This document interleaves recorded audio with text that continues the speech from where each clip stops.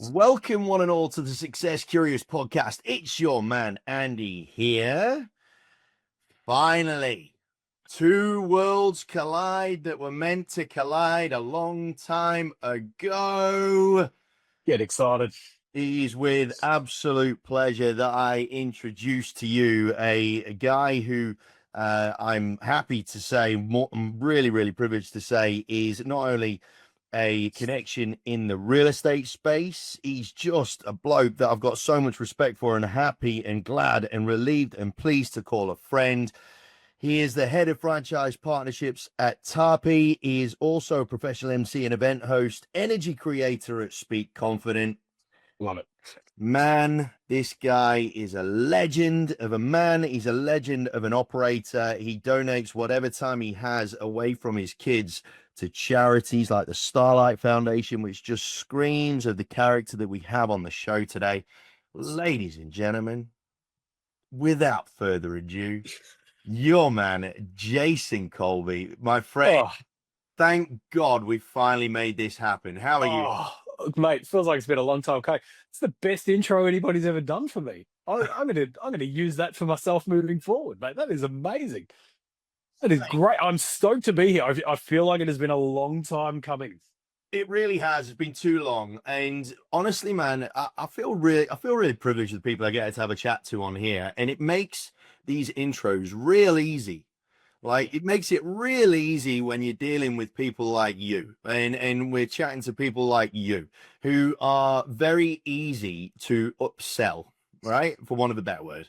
Love. No, like, team, get your pens out, get your notebooks out, because Jason is a guy who has been in the sales space for quite some time. The way in which he articulates himself, though, is so damn clear that it will leave you with absolutely no doubt as to what you need to learn, what you can pick up from the man, and it's going to make you absolutely want to follow him. Of that, I've got no doubt. So Jace is, like I said, he's the head of franchise partnerships at Tarpey. He's the chief excitement officer, is on his LinkedIn, which that says plenty about the guy anyway. Jace, for those that don't know you, of which there are very few, give us a bit of an MO as to who you are and what got you to this moment. Oh, I mean, what else can I say? Let me tell you, you've kind of covered everything. No, I am the head of franchise partnerships at Tarpey, which is awesome. Means I get to deal with some of the people in the real estate industry that I love the most, and that's property managers, with the software that we do to look after them from a maintenance perspective. Definitely love the MC side of things as well. You know, any excuse to kind of get up in front of people and act like an idiot, make people laugh. That's what I'm all about. And that kind of does transition into what I do with Starlight as well, because I'm all about kind of just making people laugh and having a good time. So yeah, that's me in a nutshell. Just, all about sales, all about relationships, making sure that I'm always there to help somebody. Doesn't matter whether that's a client, a prospect, whatever it be, right down to the little kids I look after in the Starlight room as well, which is really cool. But yeah, just always here to help. Mate, I could just shut up and listen to you for a little while, man. And I mean, I don't know if it's bordering on man crush. I don't know. I'm questioning a couple of things, if I'm being honest. But Look, it's late in the day, mate. So you're probably just exhausted, and you're just like, yeah, just let him speak. I don't have to say anything. oh, as if, man, as if.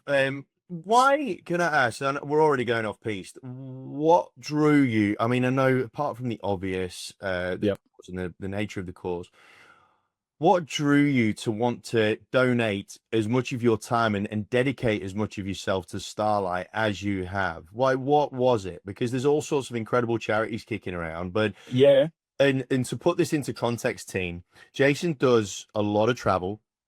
He's got a couple of kids and an incredible better half, who is a wonderful human being in her own right.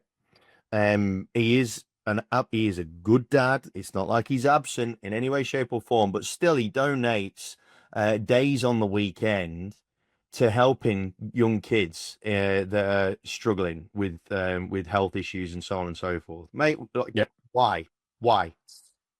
Oh, look, I started with him like I think it was 2 years ago is when I started with them. And I had the conversation at the time with my wife and said, look, I've been thinking about for a little while, I want to donate some time. Like I want to volunteer and do something. I just didn't know what I wanted to do. So I looked into it, and the Royal Children's Hospital had this awesome program that was designed to help teenage kids who struggle to socialize. So sick kids that spend a lot of their time in hospital. The whole idea is that they have this program called the Livewire program, and I'll gladly plug it if you want to donate your time. It is awesome. I wanted to join that because it was basically helping teenage kids kind of interact with each other and socialize with each other so their time in hospital isn't boring and depressing. And I really wanted to do that. So the process to get involved took forever, as you would expect. There was a wait list, and the application process, everything just took a very long time because they're very thorough. I got accepted and I wanted to do Livewire, but I couldn't make the days work because they're Monday to Friday, and I travel a lot for work during those days, so I couldn't make the days work.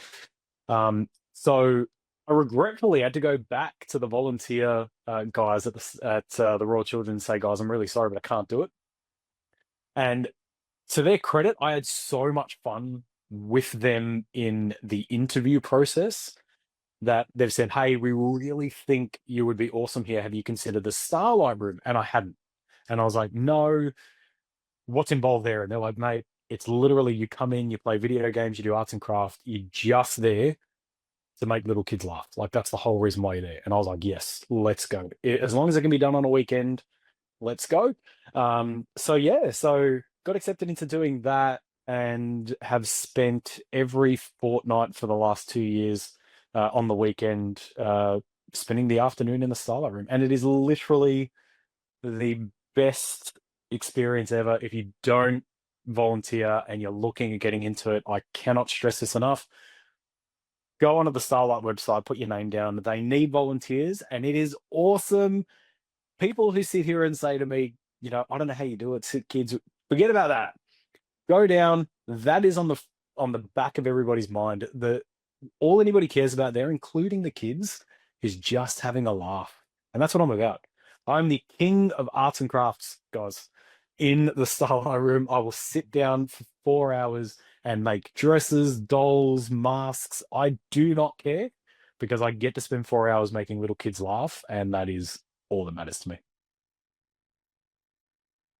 There's a lot of people that say they say they're going to do stuff like that, right? Yeah. And there's very few people that actually go ahead and do it. Yeah, I get it. Wow, what do you think the difference is between those that do and those that say? Where do you think the disconnect is? Hey, I was one of the people that say, so it's as simple as it is. I just couldn't find the time. And it was one of those things where it was like, okay, I've looked into it, and the time that they're asking for is a Saturday every fortnight. Well, I can't do that. I've got little kids. I travel a lot. Like there's a lot of that, right? And so my kids are 10 and 7, right? So they're at the age when I tell them I'm going to Starlight and they're genuinely excited for me to go. But it's taking that step. I want to do it. I want to do it every fortnight. Oh, I don't think I can do it every fortnight. Like, that thought process happens, right? And you would understand anybody that is in any sort of role at any capacity, whether it's full-time, whatever it be, there's not enough time in your day to do anything.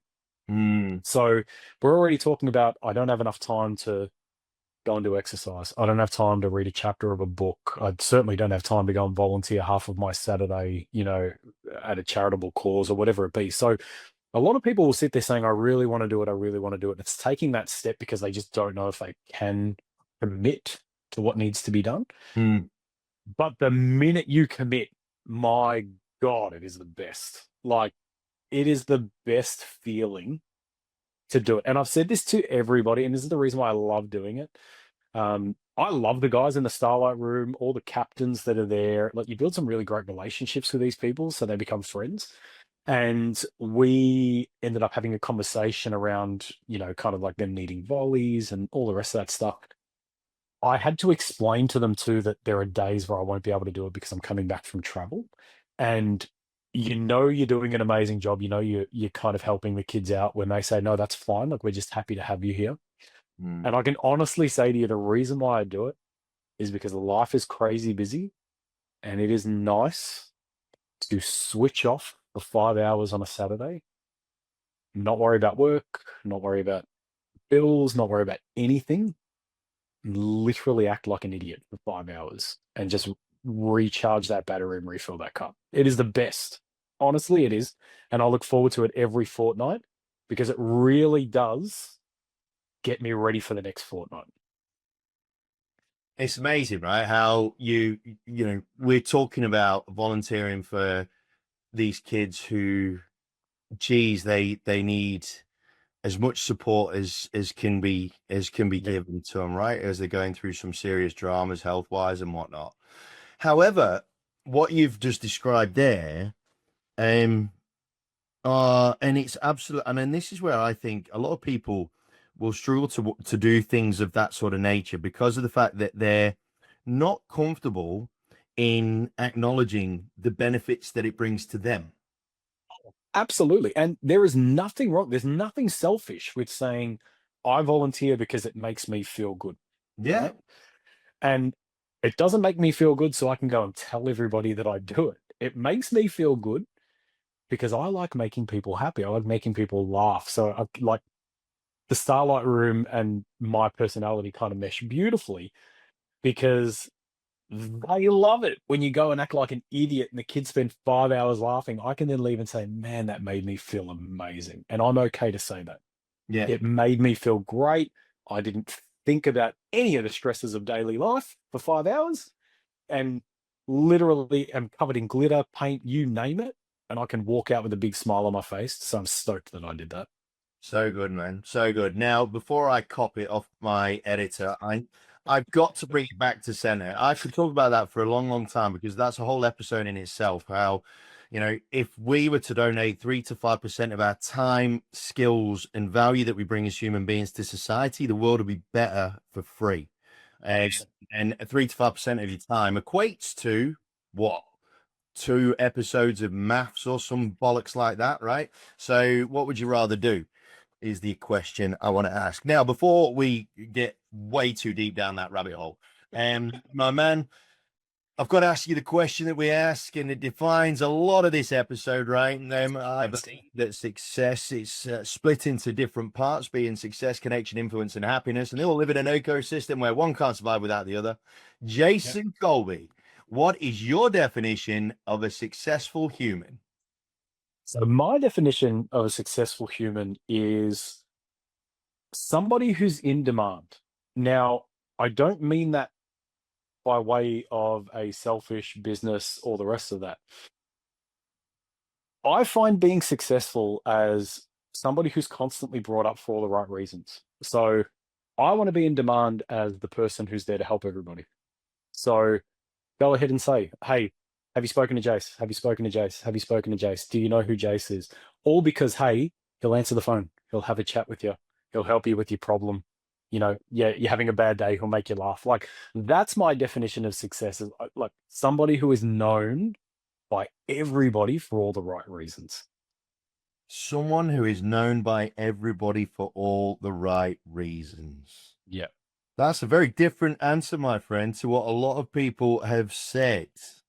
And it's interesting, right? Because that definition really had, well, there's no real sort of definition in terms of who you have to be. Yep. It's a definition that is entirely determined by how you are perceived. Absolutely. Which is a really interesting one because there's a whole topic that we can unpack here around being successful in the truest sense of it, which you could argue is this for sure, and the whole notion of you fake it till you make it and all that sort of stuff, right? The perception of success as is defined by society on your social medias and whatnot, right? Absolutely. Now, when we talk about this whole, and there's a second topic that I want to talk about around this word relationships, right? And I really want to dig into about that, but let's sit in this for a little bit. So when we talk about someone who is in demand, yes, and I'm really glad that you clarified it there, because the first thing that I heard a few people say that are listening in the back of my head, the voices are saying that that he's about as arrogant as it gets, right? Absolutely. You know what I mean? It really, really Absolutely. does sound like that. Absolutely. So I'm really glad that you clarified it. But for someone like yourself, like, did you set off in life thinking, feeling that that was what you were supposed to do or be, or did you have to go through a process in order to understand why you exist? Absolutely. And look, when I say, it that whole idea of kind of being in demand and all the rest of that, it all comes down to legacy, right? So everybody wants to create a legacy in life. My legacy, or the legacy I want to leave, and the reason why I want to be in demand is exactly what I said. I want to be known as the person that's always here to help you, the nice person, like all the rest of that stuff. Like, now, don't get me wrong, we're in business, we're in sales. Like, you can't be nice all the time and all the rest of that stuff. But I have a saying in life, right? And that is that it costs nothing to be kind. But if you're not kind, it can cost you everything, right?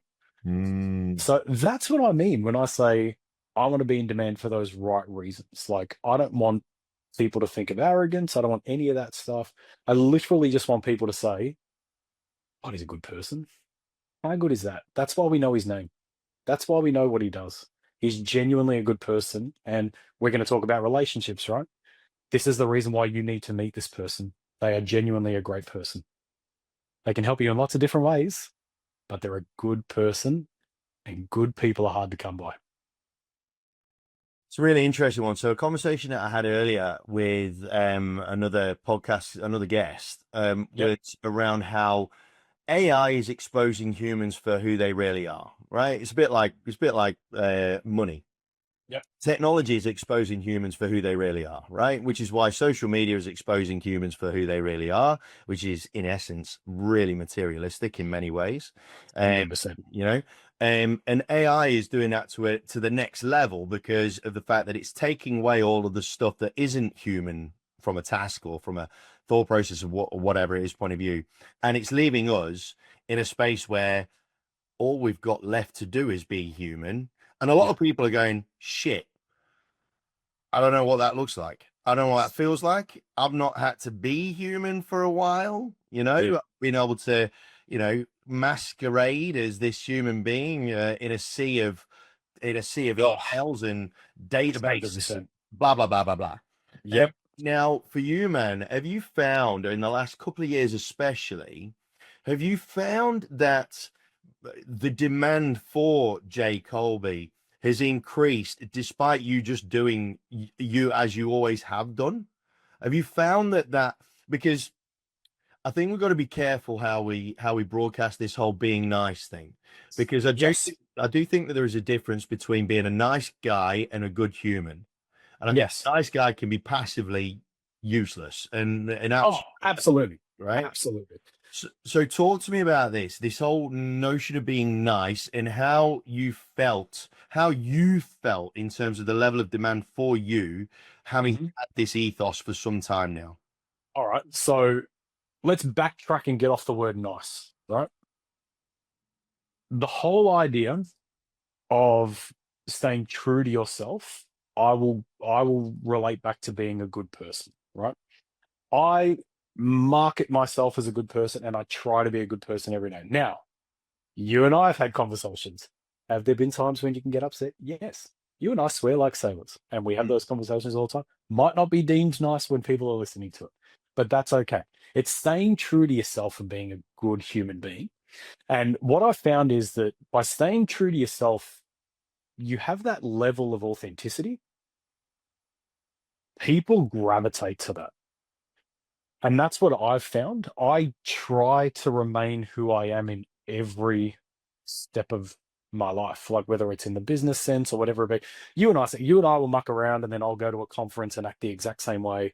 I'll do meetings and demos and speak the exact same way to somebody because they can relate to the person that they're speaking to, as opposed to the salesman or the person who's putting on a front or whatever it is. So what I found is that, like, especially we live in a society now where everybody's Instagram famous, everybody's Instagram rich. They all live on social media, and I mean, I don't know how you feel about social media. I mean, I'm on social media, I'm active on social media, but I treat it like any marketing tool. Yeah. And like that's the way I see it. So we live in this space where people are like, yeah, I see that, but I don't really believe it. Yeah, I see that and I don't really believe it. I don't want that to be the case. I want every interaction with me to be, hey, I believe this bloke. I believe that he genuinely cares. I believe he's genuinely, a good bloke. That's what I feel like it should be, which is why I try to stay at this level.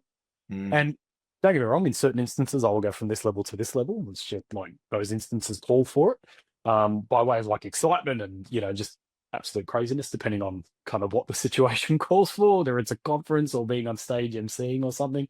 But absolutely, it's just being that good human being, that person who seems authentic every step of the way, mate. And I think that the commentary that you can sometimes get, because everybody feels like they know everybody already have before Oh, meeting them, right? The absolutely. amount of times that people say to other people, whether it's doesn't, we're not even talking about me and Jace here, gang. I am confident that almost everybody that's listening on this podcast will have had an interaction where people go, I feel like I already know you, Yeah. especially post 2020, right? Oh, 100%. And the interesting commentary that comes after that, it tends to revolve around whether people can whether who you are in real life matches the person that they see online, right? And that Absolutely. seems to be probably the true defining test, the true Yeah. defining factor as to whether you are being absolutely true to who you are unequivocally at all times, right? Absolutely. And that's what it is. I've had so many people come up to me. We'll meet at events and they'll be like, "Oh, I'm so happy to meet you. Like I see all your social media stuff." And it's like, who are you? Like, I have no idea who you are. And, and like you've seen the stuff I do on social, like it's literally for marketing purposes. So I will highlight when I'm at an event. I'll highlight anything that I do at an event, whether I take part in, I had a conference last week where they did PM games. I took a part of that. Like anything on there that I do and somebody documents, I'll upload to it because I don't care if I look silly. I don't like, I'm having a great time and the people that I'm with are having a great time as well. Mm. So I'll gladly push that out. It's like those people are the ones that come up and say, "Oh my goodness, I saw this and I think, I feel like I know you." And it's like, wow, like no, that's cool. Like there are some people on social who kind of stick to who they are, and then obviously a lot of people on social kind of use it as a platform to kind of look a little bit different. There's social you and there's normal you. A lot of people will go through. It's almost like it's almost for a lot of people, their identity online reflects who they would love to be in real life, Spot on. uh, Absolutely. as opposed to who they actually are. Absolutely. And it's what everybody is like, and I'm not saying everybody. I shouldn't say that, but it's what people do. People will have their social life where they want to look super successful, they want to look rich, they want to look like they're doing X, Y, and Z, and they might not be. And that might be kind of their out, like, oh, I feel better doing this. It makes me feel better about myself, all the rest of that stuff. And then you've got others like me who do it just to showcase the stupid stuff I do to get people to laugh. Like, and that's what it's about. So, people use it differently, and I'm not here to judge how people use it. They all use it their own ways for certain reasons. And those reasons are their own. They can do whatever they want. I am okay with that. But I completely get it. It's amazing how many times people come up and be like, "Oh, I feel like I know you." And it's like, okay. Like, And it's a bit odd, and you're like, and so there's a part of you going, all right, which version of me do you know? yeah, what story did you see? Yeah, now is it serious or fun or whatever? Anyway, the only thing that I generally tend to copy is, geez, you're way taller than I thought you were. Yeah, that's like, because I'm not at phone height all the time, gang. I am bigger than the phone. So anyway, I really want to, authenticity is a very bastardized thing, and again, I spoke Yeah. to Abby about this earlier today. From your side of things, though, man, because you do turn up as Yeah. the same version of Jace all the time, right? 100%. Yep. What happens when you really can't be asked? Oh, I had this conversation with somebody the other day. Literally came up to me at a conference and was like, "God, are you like this all the time?" I'm like, "Fuck no, like not at all." And I'm sorry if we can't swear, but Yeah, it was cool, just mate. like, It's my podcast. What do you think? "Oh, We swear I on love it." But no, I said to this girl, I was like, "Fuck no," and she's like, "What do you mean?" I said, "Well, look, I'm going to leave here." And let's say I was back in Melbourne, right? I'm going to leave here and I'm going to have to hop back in my car. I'm then going to have to drive in my car in peak hour traffic to go home. You think I'm going to be super excited to do that? I'm then going home to a family that's in bed. I haven't seen all day, didn't get to see my kids, kiss them goodnight. My wife's already asleep, all the rest of that stuff. Do you think I'm going to be genuinely excited to walk through the front door? And she's like, "Oh, that's a good point." I'm like, levels of excitement can be turned up for different events. Mm, And I get that, but there is nothing wrong with that downtime. mm. I have left events and openly said to people, "Please don't call me. I need 4 hours of silence." And you know me, I like to talk. I will talk to anybody at any time. But when you go through times where you're at a networking event, you're at a conference, you've spent the whole day speaking to people, all the rest of that, there's going to be that 2 hours where you're literally just going to need to switch off. I want to be incredibly antisocial in that 2 hours because I need to be. Just let me recharge and then I will ramp it back up to the way I normally am. But I need that. And everybody does. There's nothing wrong. And anybody who says, "Nah, I'm never like that," bullshit. Yeah, Everybody needs that time to themselves. absolute, Everybody does. absolute bollocks. Have you had an experience where you've pushed the ante too far? I'll say no. And it's only, I mean, that's a lie, right? I surely have. Not recently, because I feel like with age and experience comes a lot of wisdom, and you can read people and kind of decipher when you know you're going too far. Um, at a younger age, like getting into sales at a younger age, absolutely. You think you can get away with stuff, and you think you've got this charismatic personality, and everybody loves when you go crazy and you're super excited. And I'm going to push this envelope a little far, and people get offended. You're like, damn it. Like, I've taken something that I was coasting to, not perfection, but it was going really well, and I overstepped it. I got cocky, I overstepped it, and I've screwed it up. And I think the more experience you get in the space, the less you do that because you can genuinely pick up when people have kind of had enough, and Mm. you're like, "I'm just going to slow down." And I've openly said it to people like, "Hey, I'm going to walk away.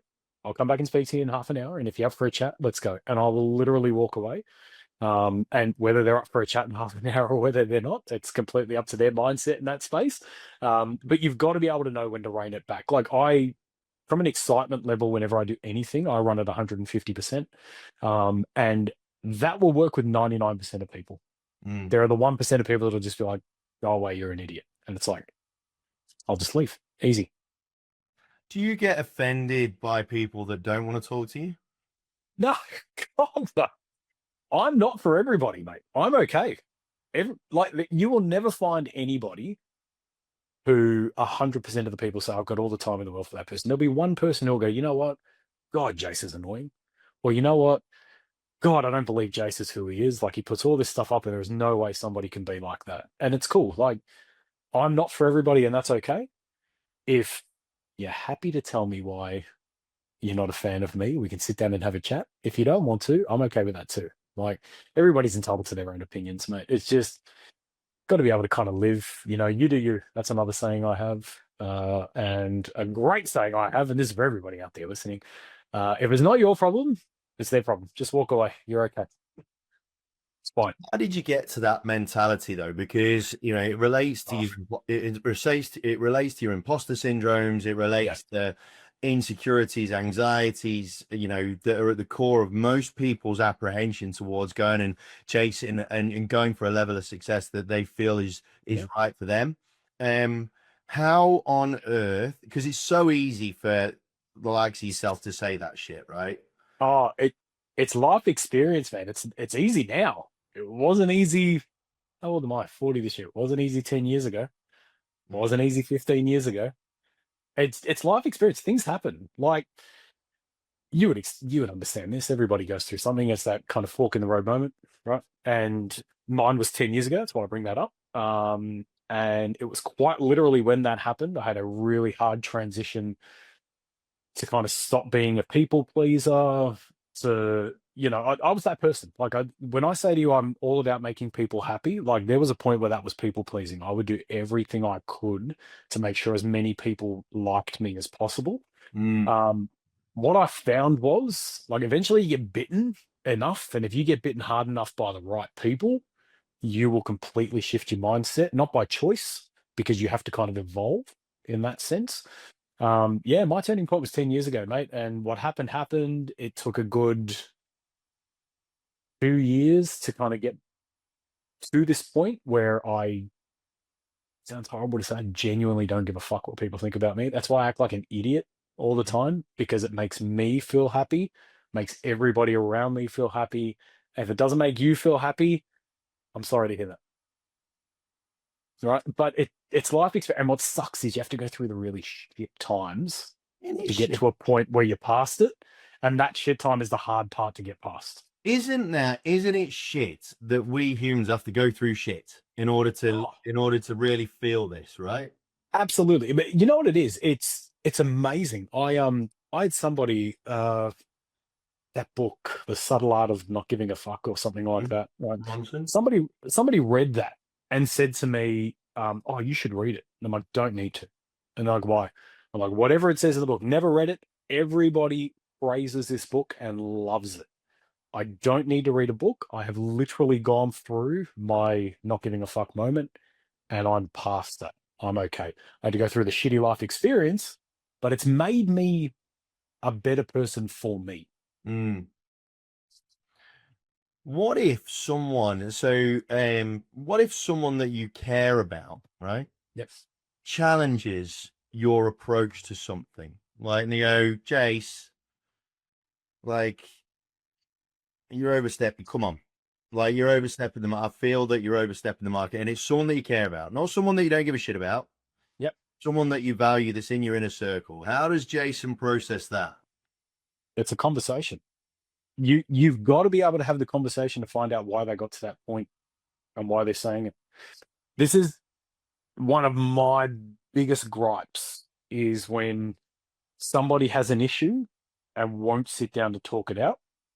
And that's because, like, we can sit down and talk it out. Doesn't mean we'll get to a resolution, but at least we'll get a better understanding as to why you feel that way. I can try to explain the way I am and why I am the way I am. And, eventually, hopefully, sort things out, like get a better understanding of the way they're feeling and their thought process. They can get a better understanding of me, and then hopefully we can get to the end of it. That's not always the case. I've openly sat down with people and just said, hey, what's going on? What's the problem? And I had one person say, I'll never forget, still to this day, don't know why. I just don't like you. Mm. Why is that? I just don't like you. No dramas at all. There is nothing I can do to change that. No dramas at all. And I'm okay with that. But you've got to be willing to, like, if somebody I genuinely care about, I feel like the relationships I have in place with those people warrant that conversation, where I can sit down with anybody who says, you know what, I've had enough of you. And I can say, hey, I'm going to come and see you. Let's have a chat, find out why that is. And that's kind of how I would handle it. The way that conversation goes depends on the situation, why they're upset, how the conversation goes, all the rest of that. Too many factors to go through now. But there's never that, I think you're an idiot. Oh, we'll go F yourself. Yeah, no dramas. It's never that. Why do you feel that way? Great. Anything I can do to change that? Because this is the way I'm going to be. Nothing much is going to change. Yeah, great.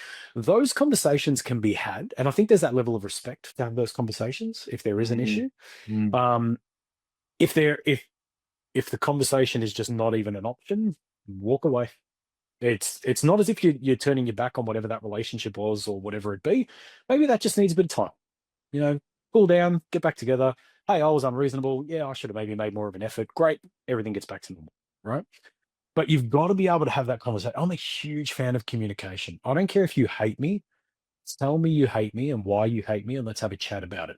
I'm okay. I'm not going to get defensive. I am the least defensive person in the world, because I like to talk through everything. You and I have had this conversation. The world would be a better place if we could just sit down and have a chat with people that we don't get along with. For sure. It's not rocket science. For sure. Have you ever, because there's a lot of people that are in positions of prominence whereby they make it seem like, irrespective of people, there is no way they're going to change. They are. Yeah. That is their reason for never changing one iota. Yep. Have you ever changed? Yeah, I would say I changed for the better. I used to be really serious. I used to have a really short fuse when I was younger, like unbelievable. Mm. And again, it's through that experience and like you meet people, like that's the best part. Like, you know, you meet people in your life that kind of change your trajectory because, you know, you really respect them, you love what they're doing, they take you under their wing, they mentor you, like all of this stuff happens, right? And it can happen kind of in the background without you really thinking about it. Mm. And what I found was kind of, you know, I feel like every guy goes through that, like it's generally in your teens. It was my teens where you were the tough guy and all the rest of that nonsense. Um, Hold on, Jason Colbey, the tough guy. the tough guy, mate. Really? I used to be a lot bigger than I am now, mate. Like, You shrunk? call me crazy, mate. I lost a lot of weight. And before I did, I was the biggest person in any group that I hung out with. So you walk around like you're kind of untouchable. And there's that, like that's what I was. I was the all boys school, the biggest guy in the group. I was the guy that was literally like couldn't do anything to the bloke. He's too big to move. He's all the rest of this stuff. Like it. So it comes with that level of, you know, I felt tough, so I felt big, strong, do all the rest of that nonsense, right?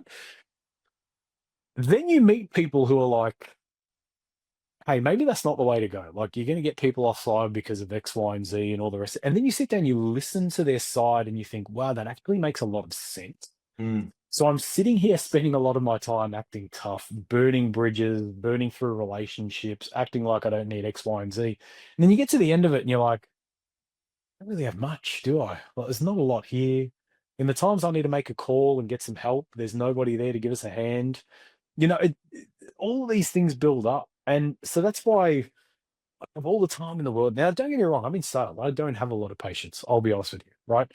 But I certainly don't get angry with it. I certainly don't act cocky and ignore people and act tough and all the rest of this. And I think the way I evolved and the way I changed is I realized that by not taking things too seriously, a lot of people around you get happier. So whether they're having a tough time, whatever it be, kind of people are just happier to be around you. They're not negative around you. And I really enjoy that positive, happy space. So I think that's why I changed so much. Like I just really enjoy kind of making people laugh. I enjoy that happiness. I enjoy that positivity. Like I come from a background where like a lot of stuff was like negative growing up. And getting away from that is beautiful. Like kind of seeing that positive light is amazing. And that's where I'd say I changed. So I didn't change to fit in somewhere. I changed to make myself feel better about myself. Nice. Now, man, on to the topic that I really want to talk about. And it's this word relationship, right? Yes, Because you are, you know, as you've mentioned already, like you are all about relationships. I am. I want to challenge it, guys. Open to it. And the reason why I want to challenge it is because I feel that from a sales service industry point of view, like not just talking about real estate here, from a service industry point of view, I feel that focusing on the building of relationships can increase the level of relatability that we have to a consumer. However, can skip past, mask, or hide the credibility that we need to show in order to make a customer feel safe, which is a key component, you know, Maslow's hierarchy of needs when it comes to this whole building of trust and all that sort of stuff, right? Yep. I feel that banging the drum about building relationships is taking away from the fundamental need to show a level of competence. Yep. that vindicates us in our existence as a professional, right? From a Yep. professional point of view, right? I was speaking to Lizzie and Cal, the kids, and I asked them. I said, "Gang, like, who's the first person that pops into your head when I say the word relationship?" And Lizzie and Cal straight away they said, "Well, you and Mum and James and Yep. Danny and whatever, right?" And I was like, "Awesome, okay, good to know." So then I went and asked 50 real estate agents. I was around 50 on a weekend when I was doing auctions, and it was just random. I just said, "Hey, answer me a question just quickly. Who's the first person that you think of when you hear the word relationship?" Just on the fly, right? Yep. And unanimously, it was spouse, parents, kids. Yep. No particular order. Um, Now, this is where I think that focusing on relationships can create a strong sense of inauthentic behaviors, right? Yep. Because of the fact that when we think of the word relationship, we are wired from birth, they are people that we love. I don't know anybody that, well, there's probably a few stories that are to the contrary, but we won't go into that, where we have fallen in love with a customer, Yep. right? Ergo, the term relationship can create a dichotomy between what we want to achieve and what we actually end up achieving. Yep. Tell me why you're in. Oh, no, let me ask a question again. Tell me your interpretation and your defining values around building relationships and why you are so adamant about it being hypercritical. So there are different types of relationships, which is the reason why when you ask everybody, they think about family, right? And that's the relation. I love this person. That's a relationship, right? I love my dad, love my mom, love my wife, love my kids, all the rest of that, right? Relationships in business is different. And this is where I'll go back to the challenge, right? So generally when it comes to sales, you're right. You go in, whether it's a cold prospect or warm prospect, you're going in, you're demonstrating value, you're showing your knowledge, you're building your trust through that sense. What I focus on when we talk about relationships is I focus on the aftermath. Now, you'll show your confidence, you'll sign them on board, you might not sign them on board, right? They come on board as a customer, great. What's the fastest way to build that relationship? It's being available.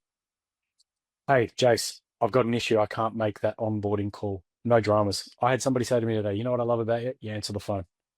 That's what I'm here to do. Can't answer all the time. Like there are times where I'm busy, but I will call you back because that's what we do. I'm not here to be your best mate. I'm here to build that relationship in a business sense. So you trust me to be able to help you. Because if you trust me, well, then we're going to have a really great business relationship moving forward.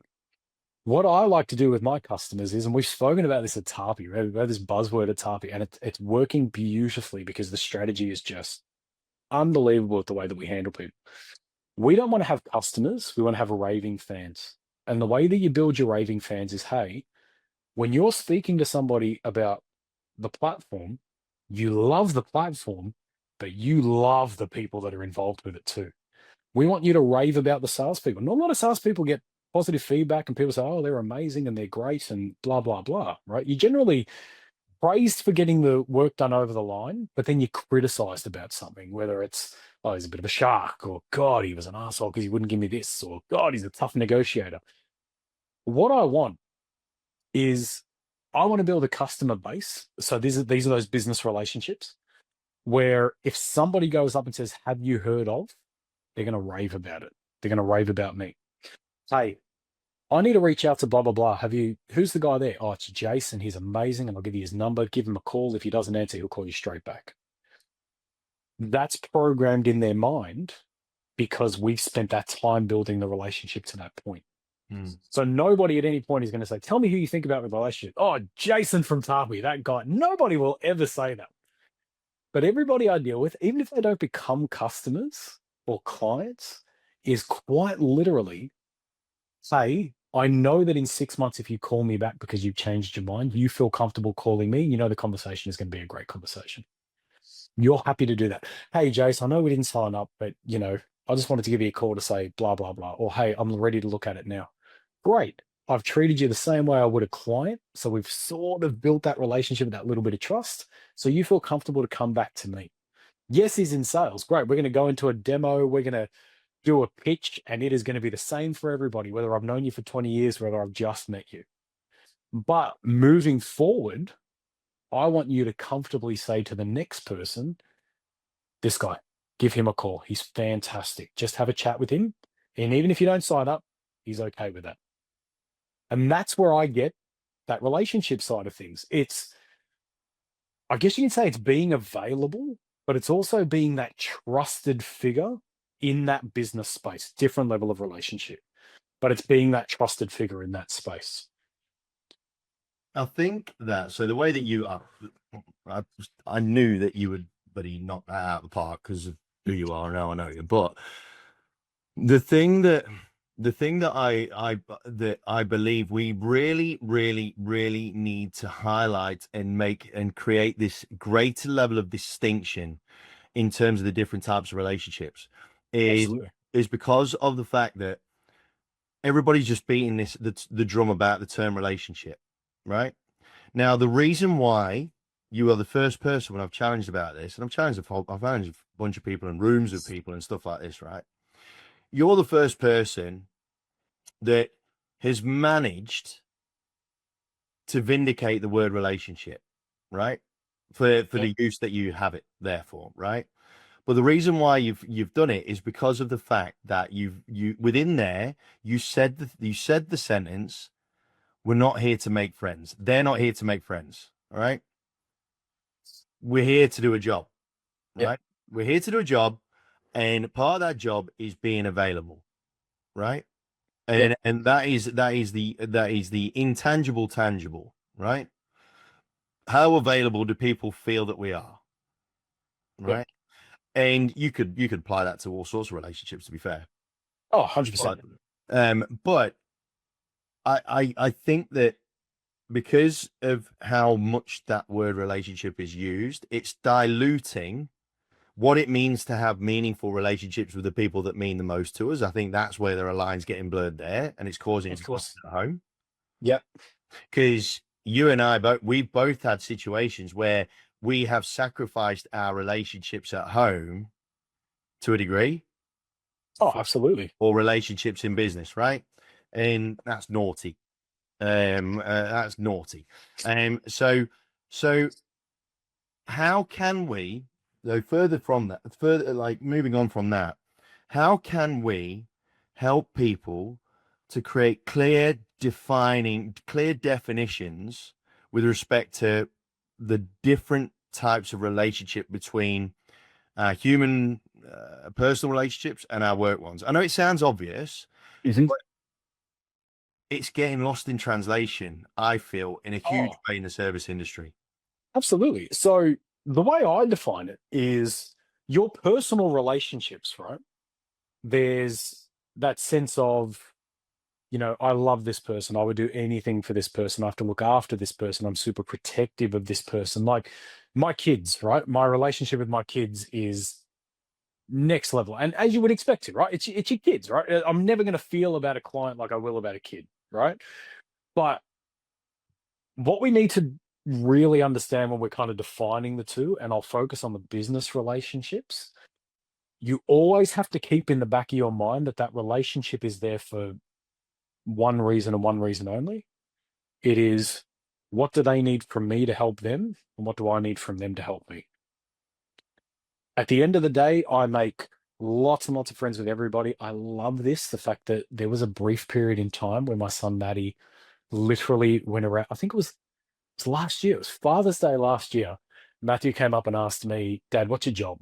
And I said, mate, it's literally my job to make friends with people.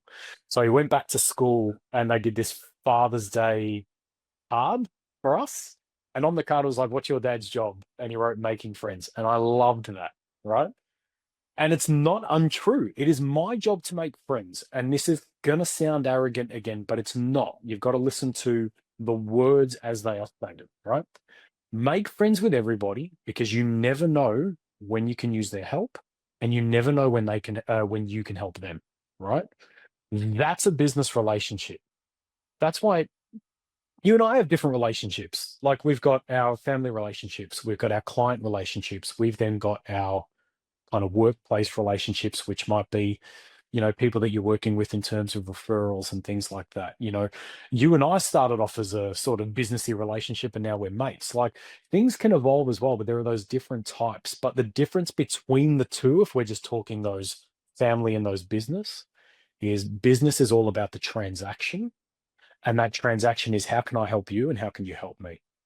And the stronger that relationship is, the easier that conversation is. Like I've got people now where I'll literally call them, and we are that close in terms of that relationship from a business perspective, where we can say, "Hey, you work with X, yeah? Great. I need an intro. Can you just introduce me? I'm struggling." Yeah, no dramas. Fantastic. Love it. Bang, get off the phone. And it's as simple as that. And that's the idea of those business relationships. Mm.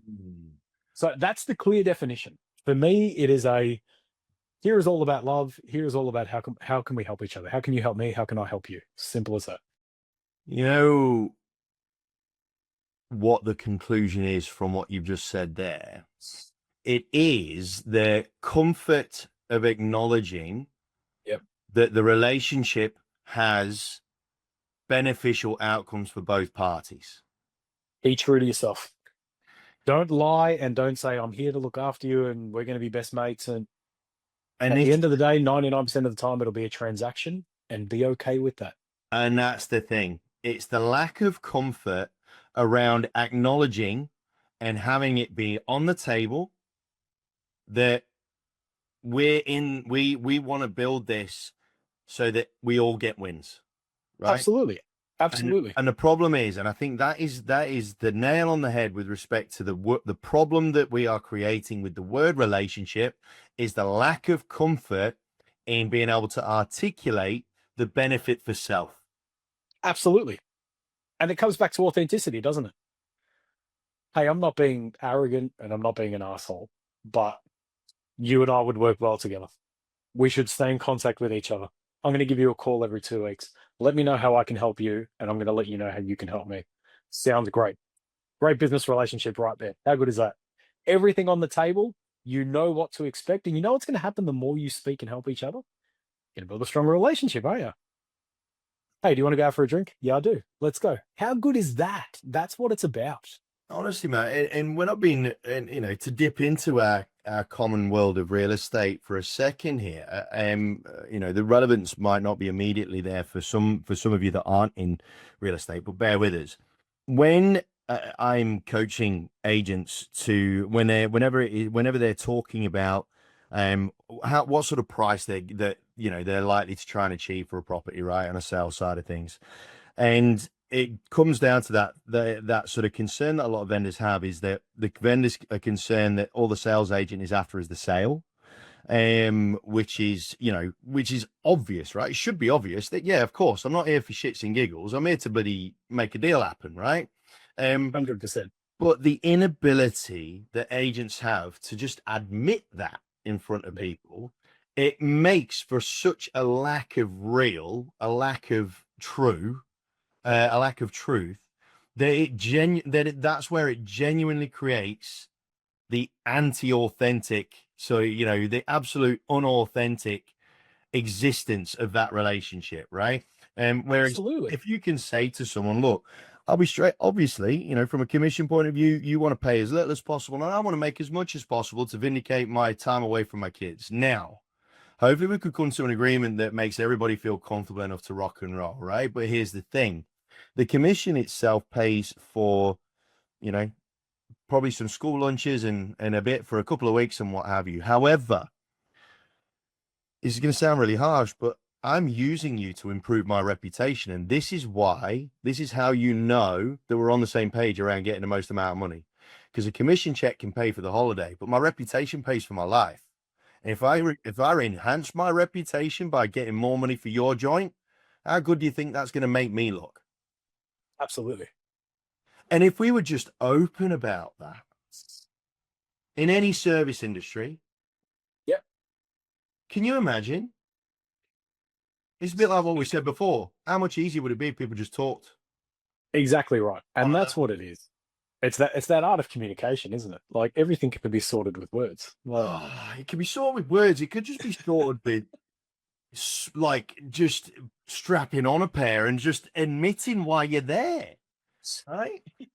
You know, I'm absolutely. I'm not here to bake fairy cakes, all But right? the thing is, though, that's why so many salespeople are deemed authentic, right? Because you're saying what you think somebody wants to hear, and they can see right through that No, every step of the way.